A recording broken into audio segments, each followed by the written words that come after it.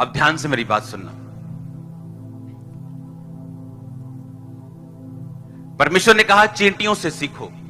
अपने पड़ोसी को बोलो चींटियों से सीख। परमेश्वर ने कहा अगर तू देखे तो वो गर्मी में अपने आहार को संचित करती हैं, इकट्ठा करती हैं, ताकि सर्दियों में जब ये नहीं मिले तो उसको अंदर बैठ के खाया जा सके। हाँ या ना?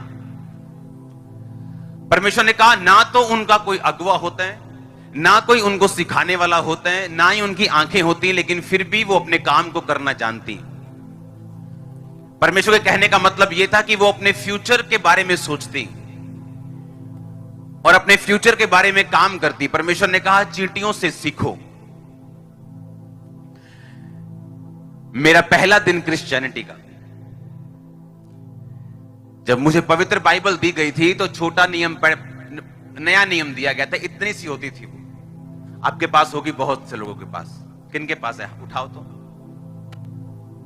हाँ, ये जो ब्लू बाइबल है, ये वाली दिखाओ तो कैमरा में। वो देखो, ये देखो। हाँ, ये सेम, इससे छोटी थी। और जब मुझे बाइबल दी गई तो मुझे बताया गया कि मत्ती की पुस्तक से 1 से लेके 18 मत पढ़ना, 18 से आगे पढ़ना, जहां पर कुंवारी के बारे में जिक्र है, यीशु मसीह के बारे में जिक्र है। क्योंकि 1 से 18 में यह जिक्र है किससे कौन पैदा हुआ, किससे कौन पैदा हुआ, यीशु मसीह की वंशावली के बारे में।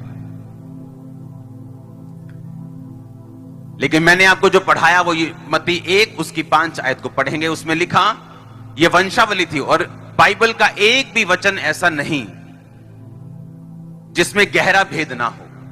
आमीन। यीशु मसीह ने कहा बाइबल का एक भी बिंदु, एक भी कॉमा पूरा हुए बिना नहीं रहेगा। परमेश्वर ने कहा धरती ऊपर नीचे हो सकती है, टल सकती है, खराब हो सकती है, फट सकती है, लेकिन मेरा वचन जो होगा कभी नहीं टलेगा, एक बिंदु भी।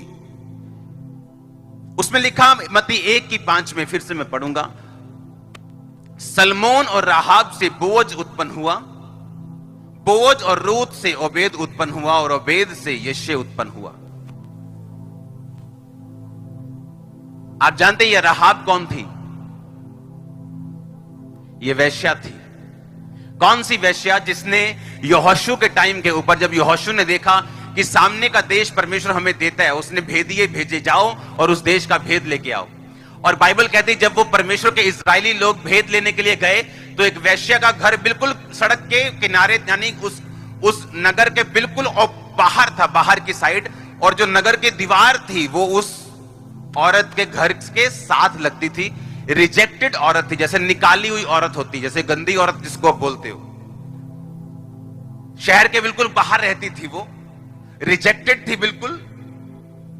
और वो सुनती थी, जब उसको सुनाया जाता कि इजरायली जो लोग हैं उन्होंने राजा ओग को, ऐसे राजा को मार दिया, बड़ा तगड़ा राजा था, उसने फलाने राजा को मार दिया। जब वो समुद्र 2 भाग करके आ रहे थे तो परमेश्वर ने उनका साथ दिया और फिरौन की सेना को खत्म कर दिया। तब फिरौन जो होता था, जब फिरौन का मतलब होता था मिस्र का राजा, उसे फिरौन बोलते थे। मिस्री लोग, मिस्र का जो किंगडम था, अगर आप इतिहास पढ़े, कोई भी इतिहास पढ़े कहीं से भी, क्रिश्चियन इतिहास की मैं बात नहीं कर रहा हूं, मैं कंप्लीट इतिहास की बात कर रहा हूं। अगर आप इतिहास पढ़ें तो फिरौन का टाइम जो था उस समय, फिरौन दुनिया के बहुत बड़े हिस्से के ऊपर अकेला कब्जे करने वाला राजा था। जो मिस्र का किंगडम था, जिनकी आज भी अगर आप देखोगे तो उनके जो ममीज निकलती हैं, जो ताबूत निकलते हैं, उनके पिरामिड आज भी लोगों के लिए एक रहस्य बने हुए हैं। आप समझ रहे मेरी बात को? तब वो राजे को परमेश्वर ने जब मारा और इजरायलियों के द्वारा परमेश्वर ने अपने नाम की महिमा की, तो वो औरत जो थी, जो दुनिया की निगाह में जो वेश्या थी, जो पापी थी, वो सुसमाचार को सुनती थी कि यहोवा परमेश्वर ने क्या क्या किया, कैसे उसने समुद्र को 2 भाग किया, कैसे परमेश्वर ने इजरायलियों के रास्तों को साफ किया, और जो जो राजा इजरायलियों के सामने आ रहा है परमेश्वर उन सबको खत्म करता जा रहा है। और जैसे वो भेदिए आए तो उसने अपने भेदियों को छुपा के रखा। किसने? राजा को बता दिया कि भेदिए आए हैं शहर में, और वो शहर का भेद लेने के लिए आए हैं, इजराइल ने भेजे ताकि वो हमें मार सके। और उसने कहा कहां देखा? उसने कहा वेश्या के घर में देखा। राजा ने अपने सिपाही भेज दिए वेश्या के घर में। कहता वो कहां है भेदिए? कहती आए तो थे लेकिन वो चले गए, लेकिन अगर तुम इस रास्ते से चले जाओ तो उनको पकड़ लोगे। लेकिन ऐसा नहीं था, उसने छत पर उनको छुपा दिया था और ऊपर लकड़ी सजा दी थी।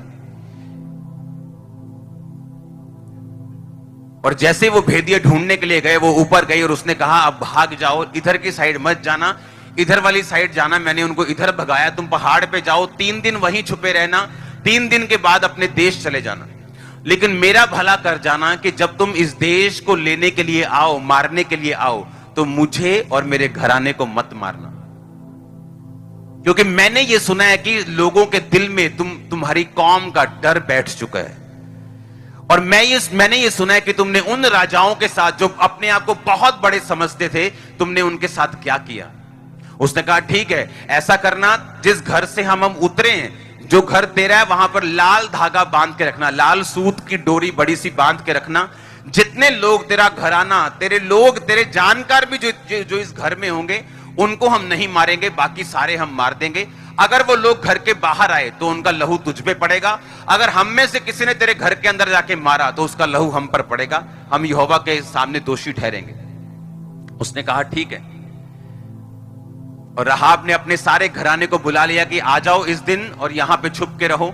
वो सारा घराना, उसके रिश्तेदार, उसके लव्ड वन सारे एक घर में रहे, और परमेश्वर ने वो सारे देश का नाश किया और राहाब को बचा के रखा। अब सुनो ध्यान से, एक पापी की मैं बात कर रहा हूं जो दुनिया की निगाह में पापी था, और था भी पापी, लेकिन परमेश्वर के सुसमाचार के ऊपर विश्वास किया। रिजेक्टेड था, अपने बिल्कुल शहर के बाहर वो रहती थी, शहर की जो आखिरी दीवार थी उसके साथ उसका सटा हुआ घर था, और वहीं से उसने उनको वापस भेजा था। यानी ऐसे लोग जो रिजेक्टेड है, अपने परिवार के द्वारा, समाज के द्वारा, सरकमस्टेंसेस के द्वारा, ऐसे उनकी जिंदगी में घटनाएं हुई कि उनको पाप का रास्ता चुनना पड़ा, या एनी रीजन, कुछ किसी भी तरह से, लेकिन उसने परमेश्वर के सुसमाचार के ऊपर विश्वास किया, और उसने सुना कि वो परमेश्वर क्या क्या उनकी जिंदगी में कर रहा है, और उसने कहा मैं विश्वास करती हूं, और वचन कहता तू बच, तेरा घराना बचाया जाएगा। और आप देखो, परमेश्वर किसी का पक्षपात नहीं करता। हमने बड़ी बड़ी कहानियां सुनी, फलाने ने फलाने पापी को मार दिया, फलाने ने बड़े से बड़े पापी को मार दिया। यीशु मसीह ने कहा मैं पापियों को मारने नहीं आया हूं, मैं उनको बचाने आया हूं। पापी को कोई भी मार सकता है, तुम भी मार सकते हो। यीशु मसीह ने कहा मैं पापी को मारने के लिए नहीं आया हूं, मैं पापियों को बुलाने के लिए आया हूं, मैं उनको अपनी ब्लड लाइन के साथ जोड़ने के लिए आया हूं। अब आप इमेजिन करो, वो वैश्या जिसको लोग पसंद नहीं करते थे, जो शहर के बाहर रहती थी, जहां गंदे लोग जाते थे, और वो भी वैसी थी, लेकिन परमेश्वर के सुसमाचार ने उसको बदला और उसने स्वीकार किया। उसने ये नहीं कहा नहीं ऐसा थोड़ी हो सकता है, समुद्र 2 भाग कैसे हो सकता है, ओ नहीं फलाने राजा कमजोर होगा, वैसे उसकी ज्यादा हवा होगी कि बड़ा मजबूत है, नहीं ऐसा नहीं हो सकता। उसने अकेली बात के ऊपर विश्वास किया। जैसे लोग बोलते हैं ओ नहीं चर्च एवं कि चंगे हो, हॉस्पिटल ना खाली हो जान, ओ एवं कि हो सकता चर्च जाके ऐसा हो जाए, ऐसा ना हो जाए। और दूसरे वो लोग हैं जो सुसमाचार को सुनते हैं और उस पर बिलीव करते हैं, खुद भी बचते हैं, घराना भी बचाते हैं। और आगे देखो, परमेश्वर की योजना खत्म नहीं हुई, उसकी प्लानिंग खत्म नहीं हुई।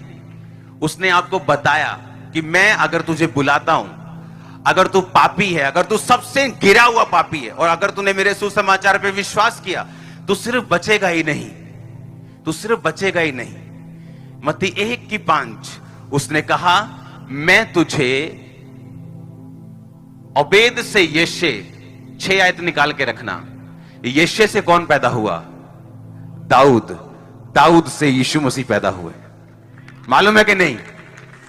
परमेश्वर ने एक वैश्या को अपनी ब्लड लाइन में शामिल कर लिया, अपना रिश्तेदार बना लिया, उसे स्वीकार किया, उसे सिर्फ माफ नहीं किया, उसे सिर्फ साफ नहीं किया, बल्कि उसके माफ करके, उसको साफ करके, अपने ब्लड के साथ जोड़ के उसको ऊंचा भी किया, जो आपके साथ होने वाला यीशु मसीह के नाम। मैंने कहा जो आपके साथ होने वाला यीशु मसीह के नाम। लोग आपको जितना मर्जी नीचा देखते हैं, लेकिन आने वाले टाइम में वो आपको ऊंचा देखने वाले यीशु मसीह के नाम में। आप जितने मर्जी पापी के रूप में मशहूर हो सकते हैं, लेकिन एक टाइम आएगा आप धर्मी के रूप में मशहूर होंगे यीशु मसीह के नाम में। उस औरत को परमेश्वर ने ये नहीं कहा तू वैश्या थी, मैंने तुम्हें बचा दिया, अब बहुत है, बस खत्म होगी बात। तू गिरी हुई है, तू इतना करीब नहीं आ सकती, इतना ऊंचा नहीं जा सकती, तू पापी है तू। एक फॉरेनर, अन्य जाति, ऊपर से वैश्या, अन्य जातियों में भी ठुकराई हुई, अन्य जातियों में भी मारी हुई, खत्म की हुई, और परमेश्वर ने कहा मैं पापियों को बुलाने आया हूं। एक वैश्या पकड़ी गई व्यभिचार करते, सब कहते मार दें इसे। परमेश्वर ने कहा जिसने पाप नहीं किया वो इसे पहले मारे। जब किसी ने नहीं मारा, यीशु मसीह ने कहा मैं भी तुझे नहीं मारता, अब फिर से वो पाप मत करना, क्योंकि मैं पाप खत्म करने आया हूं, पापी को नहीं। इसीलिए जितना मर्जी तुम कोशिश कर लो यीशु के सुसमाचार को हटाने की, ये वो ग्रेट पावर है जो तुम हटा नहीं सकते, ये वो ग्रेट सुसमाचार है। हालेलुया।